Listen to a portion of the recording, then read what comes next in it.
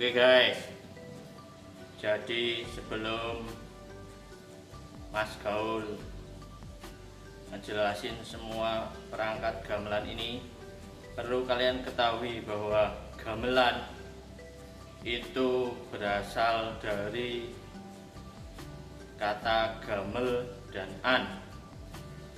Gamel itu sendiri dalam bahasa Jawa guys, artinya memukul. Nah, kemudian supaya menjadi kata benda guys, maka ditambah dengan akhiran an menjadi gamelan, gamelan, sehingga yang dipukul itu namanya gamelan. Kemudian untuk yang memukul itu dalam gamelan Jawa juga mempunyai nama. Pemukul gamelan Jawa itu namanya niyaga guys. Bisa kalian cermati tulisan di atas atau di bawah Mas Gaul, niyaga.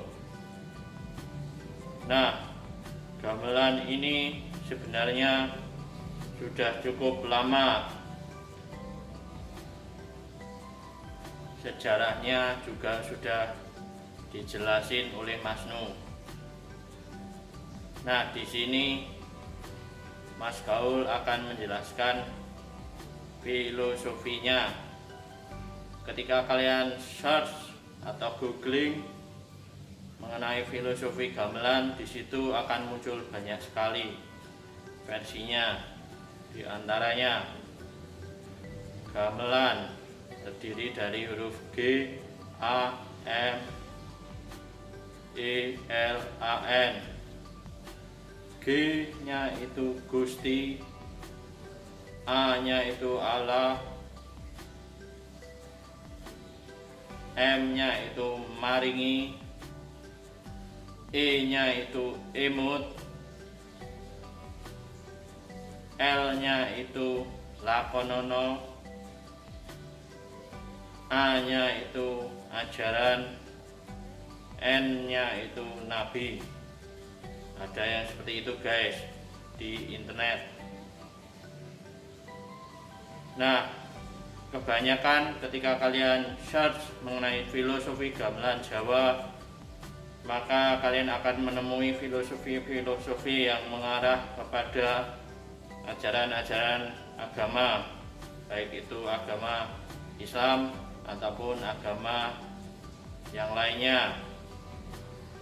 Ya, tepat sekali, karena gamelan Jawa ini mulai dikenal luas oleh masyarakat ketika digunakan sebagai sarana penyebaran agama Islam pada waktu itu oleh salah satu sunan di Jawa, yaitu Sunan Kalijaga guys.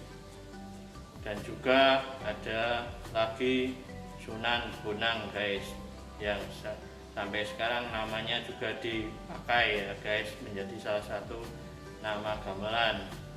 Entah Sunan itu yang dijuluki menjadi Sunan Bonang atau gamelannya yang diambil dari namanya Sunan Bonang.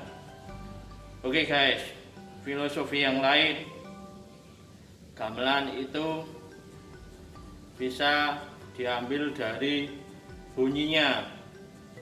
Jadi ada bunyi yang dihasilkan oleh gamelan itu, biasanya orang Jawa akan menyebutnya dengan sebutan bunyi nang, ning, nung, gung, ning, nong, ning, gung, atau yang lainnya. Nah, itu ada filosofinya guys.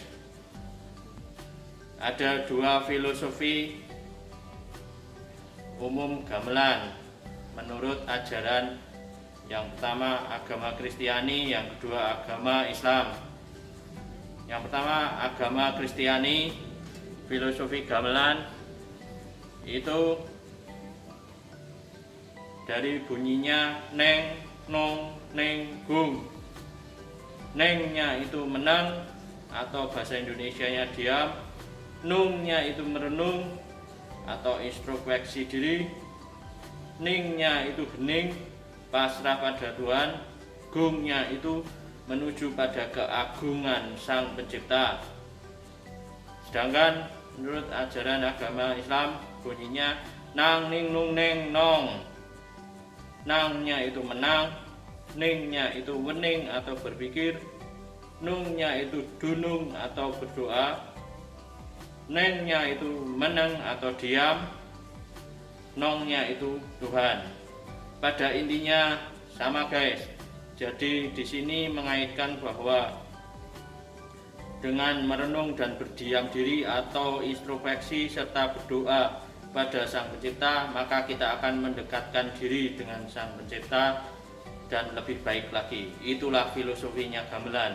Luar biasa kan guys. Check this out. Oke guys, selain itu gamelan juga memiliki filosofi bagi pemukulnya atau pemainnya, atau tadi dikatakan namanya niaga guys. Jadi gamelan ini memiliki fungsi untuk penabuhnya atau niaganya. Yang pertama, untuk mengendalikan emosi dengan keselarasannya. Apa maksudnya guys? Jadi bagi kalian yang memainkan gamelan guys, itu kalian akan berlatih untuk mengendalikan emosi beserta keselarasannya guys. Kemudian yang kedua, untuk menstimulasi otak guys, yaitu tingkat kesadaran itu akan meningkat secara tidak langsung ketika kalian memainkan gamelan guys. Jadi ketika kalian memainkan gamelan itu nanti kalian harus konsentrasi tadi supaya selaras juga guys. Maka kalian harus cermat juga supaya kesadarannya dan otaknya terstimulus. Kemudian guys, yang selanjutnya, gamelan Jawa itu memiliki fungsi bagi penabuhnya, yaitu untuk belajar saling bekerja sama, tidak mendahulukan satu dengan yang lainnya. Jadi dalam gamelan Jawa harus kerja sama guys, tidak bisa satu main sendiri atau satu menonjol sendiri. This is not gamelan Jawa. Kemudian yang selanjutnya, gamelan Jawa itu akan menumbuhkan empati dan toleransi. Hubungannya dengan kerjasama tadi guys. Mas Gaul pernah main gamelan Jawa. Dari pengalaman tersebut, waktu pertama kali Mas Gaul belajar gamelan Jawa, itu teman Mas Gaul yang belajar bersama dengan Mas Gaul secara tidak langsung ikut mengajari, karena pada waktu itu Mas Gaul belum bisa. Itulah rasa empati teman Mas Gaul. Begitu juga dengan kalian. Misalnya besok kalian akan memainkan gamelan Jawa, rasa empati itu akan muncul guys. Percaya tidak percaya, cobalah saja suatu saat ketika kalian baru pertama kali belajar gamelan Jawa, rasa kerjasama dan empati akan sangat muncul di dalamnya, dan toleransi itu sangat dijunjung tinggi guys. Jadi dalam bermain gamelan Jawa tidak ada lagi perbedaan-perbedaan yang menjadi sekat-sekat pemisah. Oke guys, Kemudian fungsinya yang terakhir yaitu menumbuhkan pengendalian diri. Ini hubungannya dengan yang pertama tadi guys, yaitu mengendalikan emosi. Pengendalian diri itu sangat diperlukan dalam gamelan Jawa atau memainkan gamelan Jawa.